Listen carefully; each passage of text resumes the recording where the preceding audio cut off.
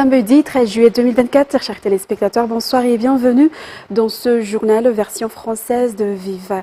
À l'une de l'actualité de ce jour, la majorité parlementaire au sein de l'Assemblée nationale a choisi de reconduire le Premier ministre Thierry Christian afin de poursuivre les travaux de développement déjà entamés selon leur déclaration aujourd'hui. C'est ce qu'espèrent les habitants dans chaque district et c'est la raison pour laquelle ils ont recommandé une fois de plus le nom du Premier ministre Thierry Christian au président de la République. Reportage signé Radroman Zatouf et Antar Hazanaville. Le groupe parlementaire majoritaire a soumis au président de la République le nom du Premier ministre, chef du gouvernement, tel que définit l'article 54 de la Constitution. L'IRMAR, qui dispose de la majorité, l'a présenté au président de la République hier en fin de soirée. Le Premier ministre, Thierry Christian, a de nouveau été choisi par la majorité et le président de la République, Ange Radzoueln, l'a reconduit. La poursuite des travaux de développement est la raison pour laquelle la majorité des députés ont choisi Thierry Christian, selon les députés. Des travaux de développement sont déjà palpables dans chaque district et la population s'attend à ce que cela se poursuive, ont déclaré aujourd'hui les députés qui les représentent. À noter qu'actuellement, le nombre de députés membres de la plateforme IRMAR au sein de l'Assemblée nationale est de 100. Et le ministère de la Sécurité publique ne tolérera aucune fraude, notamment sur l'état de santé des candidats élèves policiers lors de la deuxième partie du concours qui débutera le 29 juillet. Des mesures strictes seront prises à l'encontre des auteurs de fraude, selon les informations. Reportage de Félan Hakudarsoul. Les candidats élèves commissaires de police, élèves officiers de police et élèves inspecteurs de police se rendront au centre de recrutement d'élèves policiers à Anous pour les informations concernant la deuxième partie du concours. Quant aux élèves agents de police, ils devront joindre la direction régionale de la police nationale, notamment les chefs-lieux de province où ils ont passé la première partie du concours. Les candidats doivent se munir d'un certificat médical justifiant leur aptitude à passer les épreuves sportives. À noter que les candidats peuvent passer auprès des centres d'examen pour connaître plus de détails concernant cette deuxième partie du concours à partir du 26 juillet.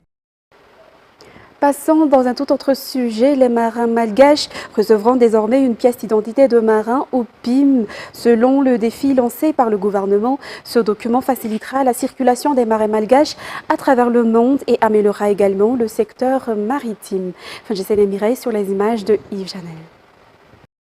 Madagascar compte actuellement 11 000 marins, dont 5 000 travaillent à l'international. Le fait de leur fournir chacun une pièce d'identité des marins est un défi lancé par le gouvernement, facilitant ainsi leur déplacement à travers le monde. L'impression de ces pièces est déjà en cours actuellement.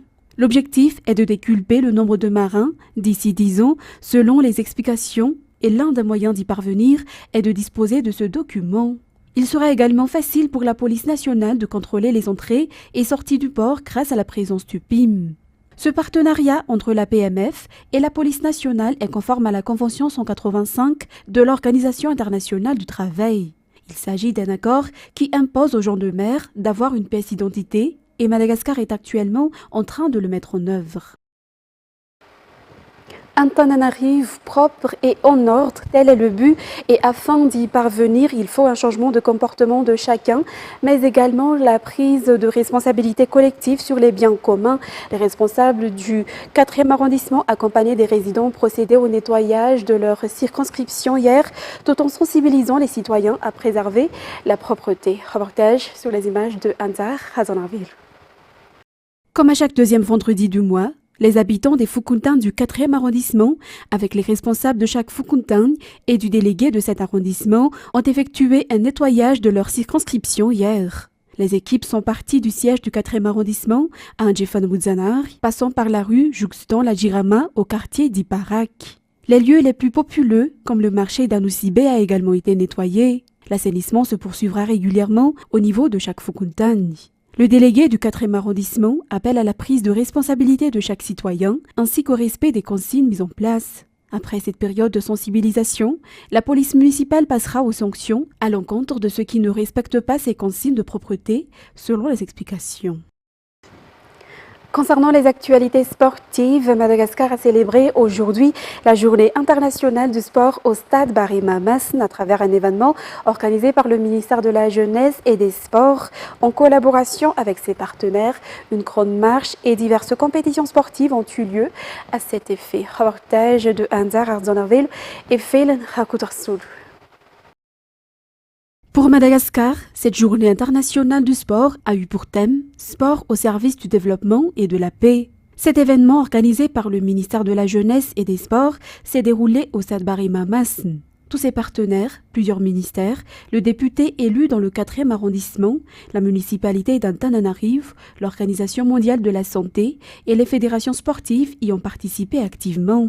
L'événement a commencé par une course autour du stade Barima Masn, suivie d'une séance de Zumba et de diverses compétitions sportives. Le sport qui peut apporter des bénéfices au pays, d'après le ministre de la Jeunesse et des Sports par intérim, Ramounzavel Valérie. Le représentant de l'OMS a également affirmé que le fait de pratiquer du sport est important, notamment pour la santé. Je voudrais d'abord remercier le ministre de la Jeunesse et du Sport qui a associé l'Organisation mondiale de la santé pour cet événement. C'est un événement très important, comme je l'ai dit, pour qui? Pour tout le monde. Tout le monde doit faire du sport. Peu importe l'âge, c'est très important pour tout le monde. Quand est-ce qu'il faut faire du sport? Il faut faire du sport régulièrement. L'Organisation mondiale de la santé recommande de faire au minimum 30 à 45 minutes par jour. Et chacun a son rythme, que ce soit la marche, que ce soit les gens qui ont encore les capacités d'être des athlètes ou des activités physiques qui demandent aussi la force, tout est bénéfique. Pourquoi c'est bénéfique? Ça protège contre beaucoup de maladies. Les maladies chroniques comme le diabète, comme l'hypertension artérielle, comme le cancer, comme la santé mentale, ça déstresse énormément. Regardez ce que nous avons gagné ici. Vous ne pouvez pas vous imaginer la grandeur de l'importance de rester dans une situation pareille où vous êtes déstressé totalement et mentalement. Alors, comment le faire? Je viens de le dire et il faut vraiment le faire régulièrement. Et je vous dis que c'est le médicament le plus efficace et qui est gratuit. On n'achète pas ça. Vous pouvez sortir de votre maison, vous pouvez le faire au travail, vous pouvez le faire partout où vous êtes sans rien payer. C'est le médicament le plus gratuit et le moins cher qui soigne toutes les maladies. Et j'ai bien dit, c'est le premier médicament le moins cher et gratuit, le deuxième, le troisième, le quatrième et le cinquième, le moins cher et gratuit. On ne peut pas parler du sport et en finir. L'activité physique est très importante pour notre santé. Ensuite, le ministre de la Jeunesse et des Sports a confirmé aujourd'hui que le gouvernement assumera la prise en charge et la préparation des athlètes et des entraîneurs pour les Jeux Olympiques qui se tiendront à Paris du 26 juillet au 11 août prochain. Ainsi, les informations qui circulent sur les réseaux sociaux selon lesquelles l'entraîneur de Laura Rassouanev, athlète en judo, ne sera pas du voyage sont complètement fausses. Les 8 athlètes malgaches participeront à 5 disciplines, à savoir l'athlétisme avec 2 athlètes, la natation, 2 athlètes, l'haltérophilie avec 1 athlète, le tennis de table avec 1 pongiste et le judo 1 athlète. En ce qui concerne maintenant les actualités internationales, l'armée israélienne a mené samedi un raid aérien visant le chef de la branche militaire du Hamas, Mohamed Deif, près du Khan Younes, dans le centre de la bande de Gaza. Une attaque qui a coûté la vie à au moins 71 Palestiniens. De nombreux blessés ont été transportés à l'hôpital Nasser de Khan Younes et ses responsables ont déclaré qu'ils n'étaient plus en état de fonctionner en raison du grand nombre de victimes et de la pénurie de fournitures médicales. France 24. Les blessés arrivent par dizaines à l'hôpital Nasser, témoins de l'horreur qui a de nouveau frappé la région de Khan Younes dans le sud de la bande de Gaza. Une frappe israélienne particulièrement meurtrière a touché le camp de déplacés d'Al-Mawassi ce samedi. Le bilan ne cesse de s'alourdir.